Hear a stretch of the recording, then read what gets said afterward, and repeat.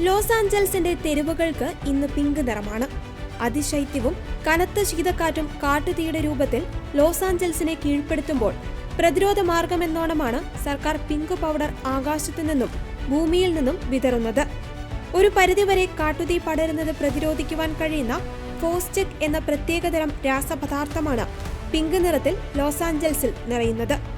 1960 മുതൽ അമേരിക്കൻ കമ്പനിയായ പെരിമേറ്റർ സൊല്യൂഷൻ ഉൽപ്പാദിപ്പിക്കുന്ന ഫോസ്ചെക് പ്രധാന അഗ്നി പ്രതിരോധ വസ്തുവെന്ന രീതിയിൽ ലോകത്താകമാനം ഏറെ പ്രശസ്തമാണ്.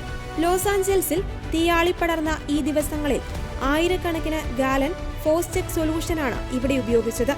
ഇതിന്റെ പിങ്ക് നിറം തീ പടർന്നു പിടിക്കുന്നത് ഒരു പരിധിവരെ തടയുമെന്ന് മാത്രമല്ല, ഫയർ ആൻഡ് സേഫ്റ്റി ഉദ്യോഗസ്ഥർക്ക് അപകടസ്ഥലം പെട്ടെന്ന് തിരിച്ചറിയുവാനുള്ള സാഹചര്യം ഒരുക്കുന്നുവെന്നും BBC റിപ്പോർട്ട് ചെയ്യുന്നു.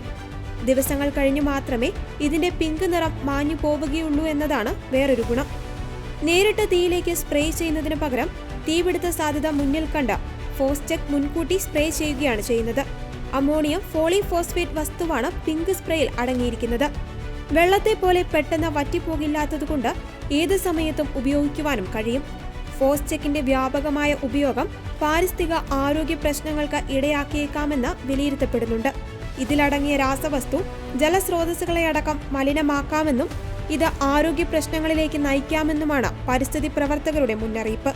എങ്കിലും നിലവിലെ സാഹചര്യത്തിൽ ലോസ് ആഞ്ചൽസിൽ ലഭിക്കുന്നതിൽ വെച്ച് ഏറ്റവും ഫലപ്രദമായ വസ്തുവാണ് ഫോസ്ചെക് എന്നാണ് സർക്കാർ വൃത്തങ്ങൾ ചൂണ്ടിക്കാട്ടുന്നത്.